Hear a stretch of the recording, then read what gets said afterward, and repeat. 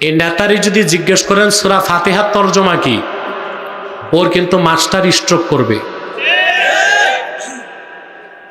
সূরা ফাতিহার তরজমা যে জানে না, এ কেমনে বুঝবে কোরআনে রাজনীতি আছে না নাই? এখন কি আমি প্রমাণ দিব কোরআন শরীফ থেকে? দেখেন, এই কোরআন কারীম সূরা হজ, আল্লাহ 41 নম্বর আয়াতে বলেছেন, আল্লাযীনা ইম্মাক্কান্নাহুম ফিল আরদি আকামুস সালাহ ওয়া আতাউয যাকাহ ওয়া আমারু বিল মারুফ ওয়া নাহাউ আনিল মুনকার ওয়ালিল্লাহি আকিবাতুল উমুর। যদি আমি মুহাম্মদ সাল্লাল্লাহু আলাইহি ওয়াসাল্লামের ঈমানদার উম্মতদেরকে রাষ্ট্র ক্ষমতার মালিক বানাই, তারা নামাজ প্রতিষ্ঠা করবে, যাকাত আদায় করবে, সৎ কাজে আদেশ করবে, অসৎ কাজে নিষেধ করবে, তা আপনি রাজনীতি করবেন না, রাষ্ট্র ক্ষমতায় যাবেন কেমনে? কথা বলেন, সম্ভব?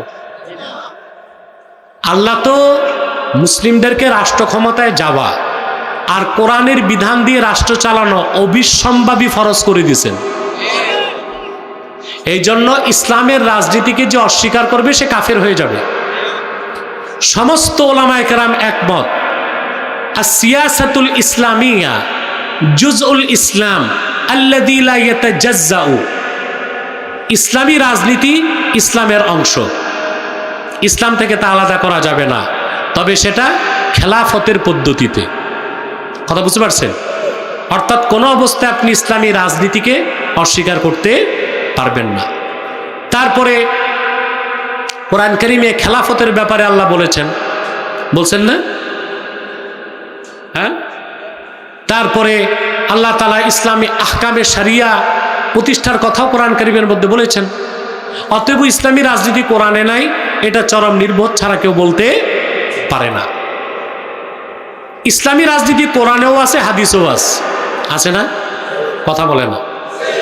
মুসলিম শরীফের হাদিস, রাসূল করিম সাল্লাল্লাহু আলাইহি ওয়াসাল্লাম ইরশাদ করেছেন, সহিহ মুসলিমের হাদিস, কানা বানু ইসরাঈল তাসুসুহুমুল আম্বিয়া কুল্লামা হালাকা নাবিয়্যুন খালাফাহু নবী ফাইন্নাহু লা নাবিয়্যা বাদি ফাসায়াকুনু খুলাফা।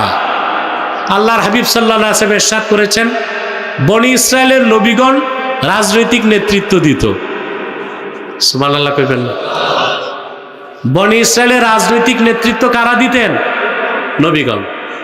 একজন নবী ইন্তেকাল করলে আরেক নবী দায়িত্ব নিতেন। আল্লাহর হাবিব বলেছেন, তবে আমি মুহাম্মদ সাল্লাল্লাহু আলাইহি ওয়াসাল্লামকে প্রেরণ করে আল্লাহ নবুয়ত রিসালাতের দরজা চিরতরে বন্ধ করে দিয়েছেন। আমার পরে কিয়ামত তক কোনো প্রকারই নবী নাই, কোনো প্রকার রসুল নাই।